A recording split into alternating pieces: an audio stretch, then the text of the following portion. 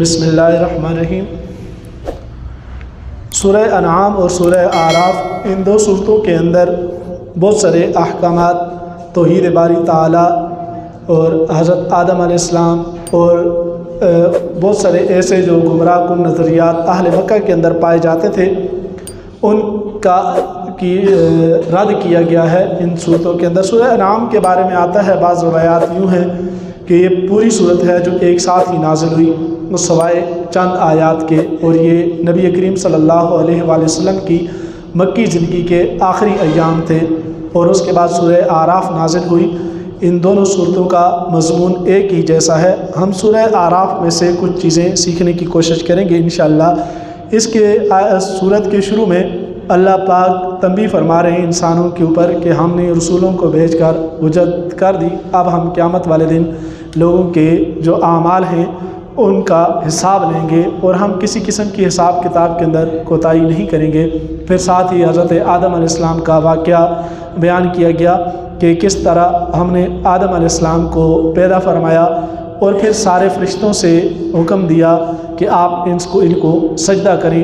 سب کے سب نے سجدہ کیا، لیکن شیطان نے سجدہ نہ کیا۔ اللہ پاک نے اس سے پوچھا کہ ما منعک الا تسجد اذ امرتک، کہ کس چیز نے تجھے میرے حکم کی تعمیل سے منع کیا ہے، جب میں نے حکم دیا ہے کہ اس کو سجدہ کرو تو کیوں نہیں کیا؟ کہنے لگا انا خیر من، میں ان سے بہتر ہوں، آپ نے مجھے آگ سے پیدا کیا اور ان کو مٹی سے پیدا کیا ہے، اور آگ مٹی سے بہتر ہے۔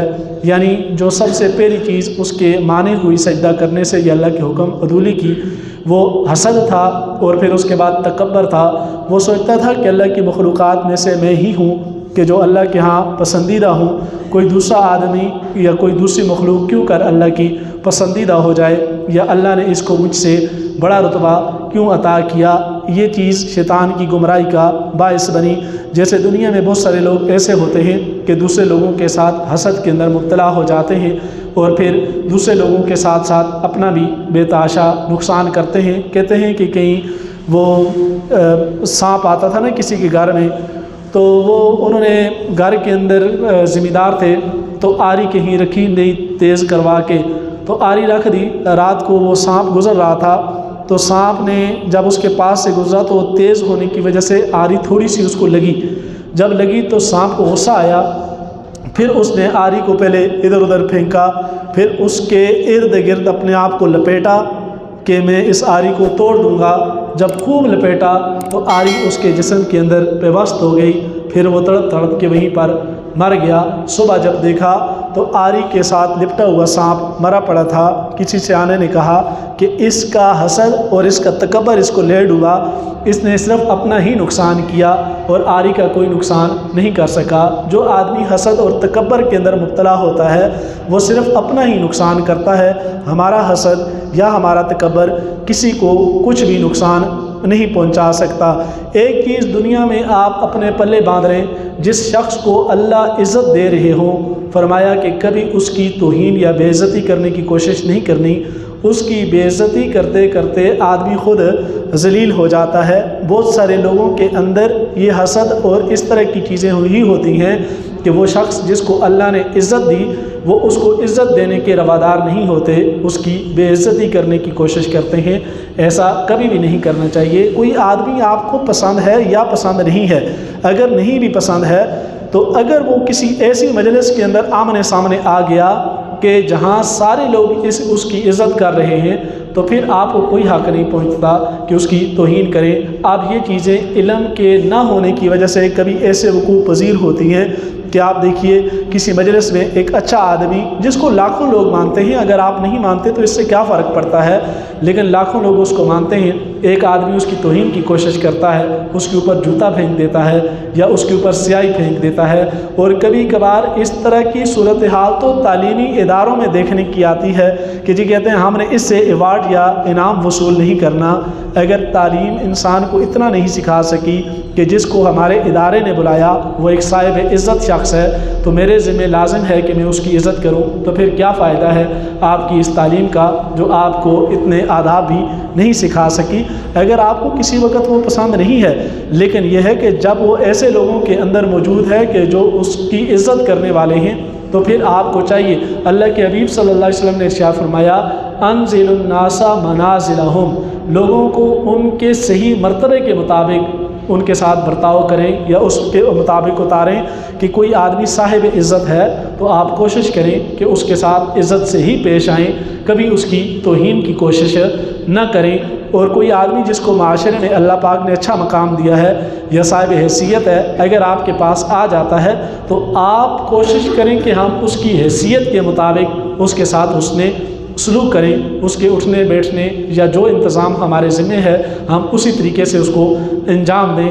لیکن ہمارے معاشرے کے اندر جب کوئی آدمی کمزور ہوتا ہے تو پہلے اس کو طعنے دیتے ہیں کہ بالکل نکما آدمی ہے، نکھٹو آدمی ہے، جیسے ہی وہ تھوڑی سی محنت کرے اور اگر 4 پیسے کما لے تو پھر رفتہ رفتہ ہم اس کے ساتھ دشمنی بنا لیتے ہیں اور کہتے ہیں پتہ نہیں کدھر سے حرام حلال اکٹھے کرتا ہے، میں تو اس کی طرف دیکھتا ہی نہیں ہوں، میں اس کے گھر جانا پسند نہیں کرتا، میں اسے بات کرنی پسند نہیں کرتا، پتہ نہیں اللہ جانے کہاں سے یہ حرام حلال اکٹھا کر کے لے آتا ہے۔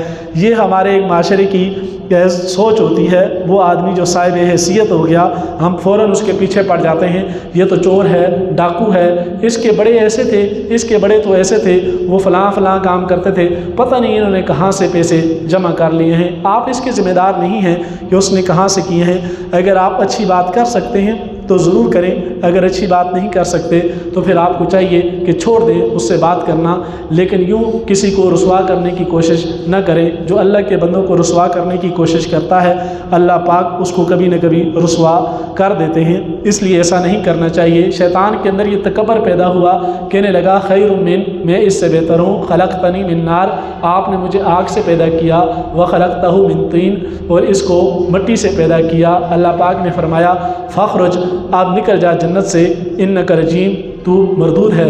جب اس کو نکال دیا تو پھر کہنے لگا کہ اچھا آپ مجھے نکال تو رہے ہیں، آپ مجھے مہلت دیں، مجھے زندگی لمحی دیں۔ اللہ پاک نے فرمایا کہ انک من المنتظرین، جاؤ تمہیں مہلت دی، اور دوسری جگہ فرمایا کہ تمہیں کہ الی یوم یبعثون، قیامت تک کے لیے مہلت دے دی گئی۔ جب اللہ پاک نے مہلت دے دی تو پھر کہنے لگا کہ اللہ تیری عزت اور جلال کی قسم، میں تیرے بندوں کو ضرور گمراہ کروں گا، میں ان کے پاس آؤں گا، ہر جگہ سے ان کے اوپر نیچے دائیں بائیں ہر جگہ سے میں ان کے پاس آؤں گا، ان کے دلوں کے اندر وسوسے ڈالوں گا، اور طرح طرح کے وسوسے اور پریشانیاں ان کے دلوں میں ڈالوں گا۔ اللہ پاک نے فرمایا کہ جا تو اپنی کوشش کر، جو تیرے ساتھ ہوں گے ہم ان کا حشر بھی تیرے ساتھ ہی کریں گے، اور جو ہماری طرف آئیں گے بے شک اللہ غفور الرحیم ہے، اور اللہ پاک نیکی کے راہ کھولنے والا ہے۔ تو یہ اس صورت کے اندر کچھ واقعات بیان کیے گئے۔ پھر جب اس کے بعد شیطان کو نکال دیا گیا، حضرت آدم علیہ السلام اور جنت میں رہنے لگے، پھر اللہ سے کہنے لگے یا اللہ میں اکیلا ہوتا ہوں، تنگ ہوتا ہوں، میرے ساتھی بھی میرا کوئی ساتھی بھی ہونا چاہیے۔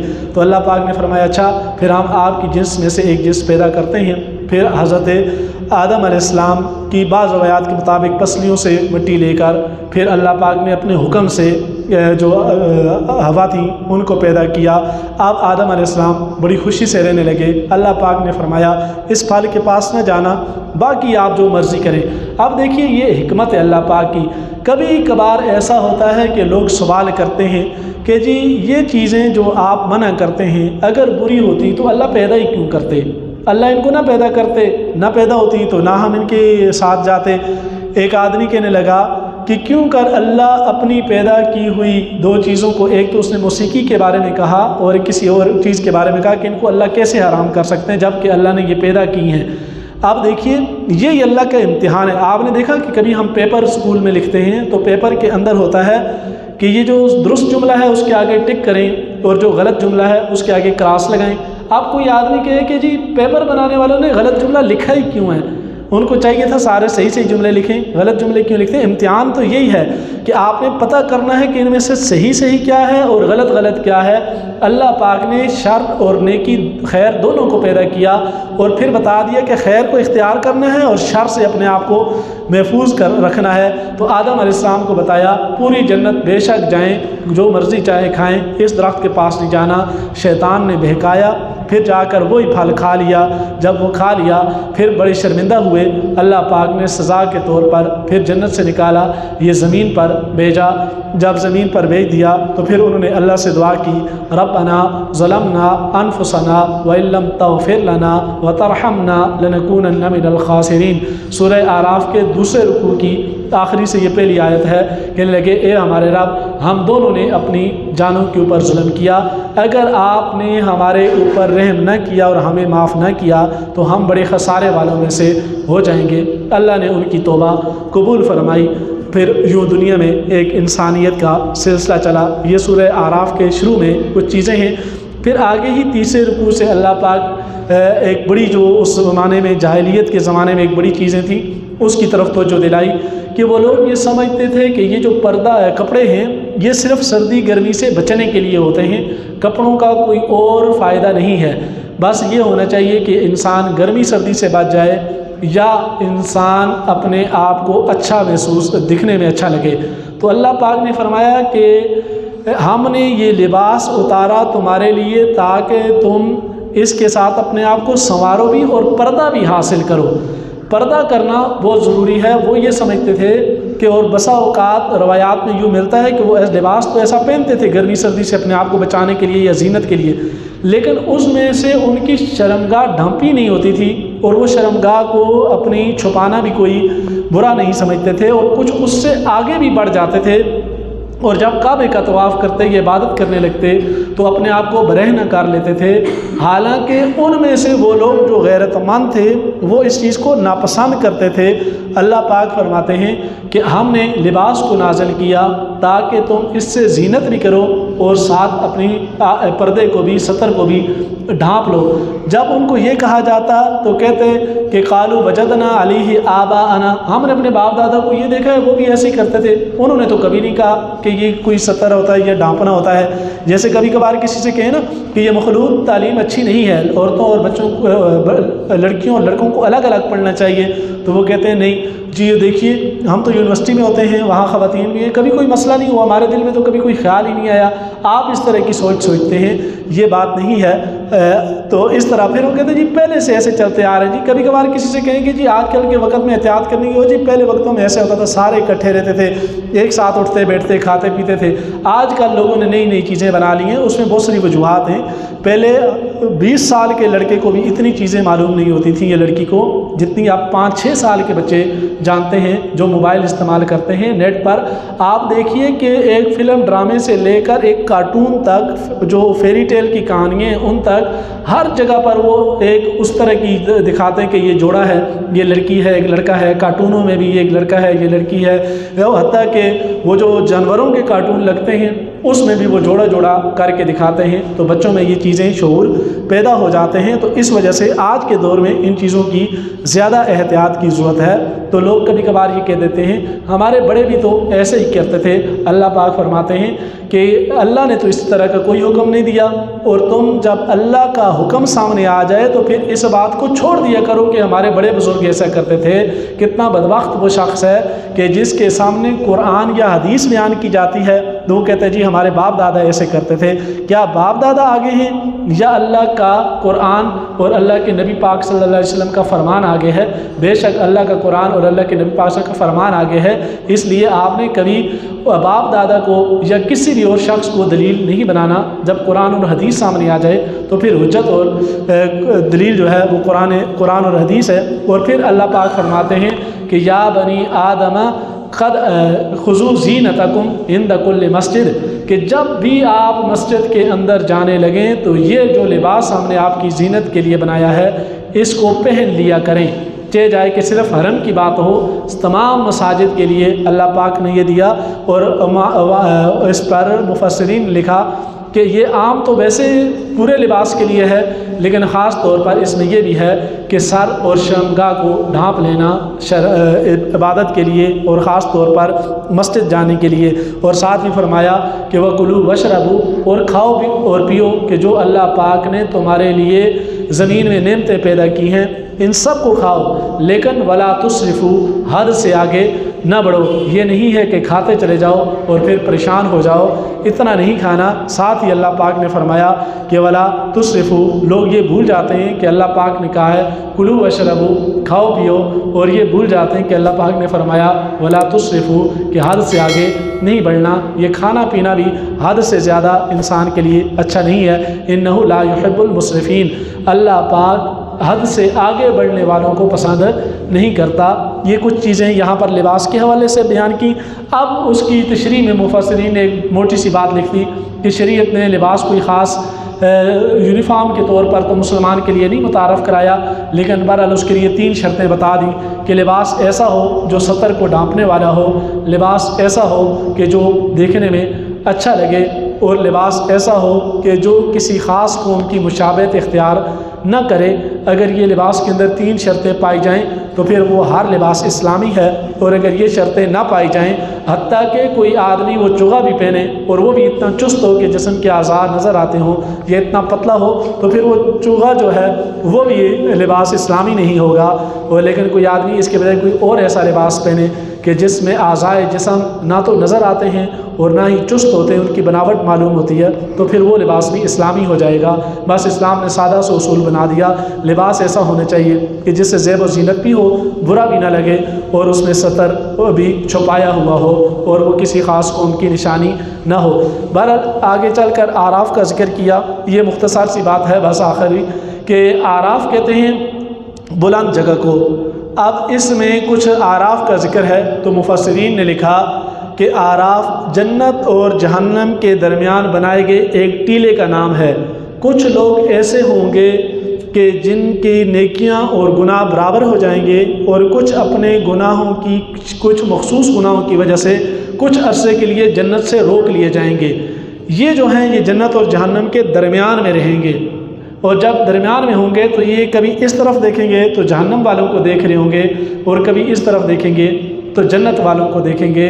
اور فرمایا یہ اعراف جو ہیں یہ اہل جہنم والوں کو جب دیکھیں گے تو ان سے پوچھیں گے کیا حال ہے، تو وہ کہیں گے کہ بڑا ہی برا حال ہے، اور ان کو دیکھیں گے کہ وہ پریشانی کے اندر مبتلا ہیں۔ اور جب جنت والوں کو دیکھیں گے تو وہ انتہائی خوش ہوں گے، اور پھر وہ ایک دوسرے سے سوال بھی کریں گے کہ وہ فلاں شخص جو ہے اس کے بارے میں، تو وہ کہے گا کہ اللہ کا شکر ہے وہ مجھے بڑا بہکایا کرتا تھا، میں نے اس کی بات کو نہیں مانا، میں نے اپنے اللہ کی بات کو مانا، آج میرے اللہ نے مجھے اتنی نعمتیں عطا کی، مجھے جہنم کے عذاب سے بچایا اور مجھے جنت میں داخل کیا۔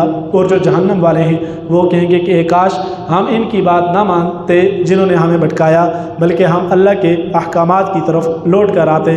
اس وقت انسان کو اپنی دنیا کی زندگی یاد آئے گی کہ کاش وہ وقت جو میں نے اللہ کی نافرمانی میں خرچ کیا تھا، اے کاش میں اللہ کی فرما برداری کے اندر خرچ کرتا۔ وہ تھوڑا سا وقت گھر کے اندر لیٹ کر بھی گزر جاتا ہے، اگر ڈرامہ یا کوئی اور چیز دیکھ لی جائے تو وہ بھی پھر ایک خاص وقت تک لذت دینے کے بعد وہ انسان سے ختم ہو جاتی ہے، لیکن اللہ کے ہاں کی گئی نیکی کبھی ضائع نہیں ہوتی۔ یہ دنیا میں اس کی عزت کا باعث بنتی ہے، قبر میں اس کے لیے اس کے حوصلے کا اور اس کے ساتھی بنتی ہے، اور آگے اس کی بخشش کا ذریعہ بنتی ہے، اور جنت میں اس کی نعمتوں کی بڑھوتری کا ذریعہ بنتی ہے۔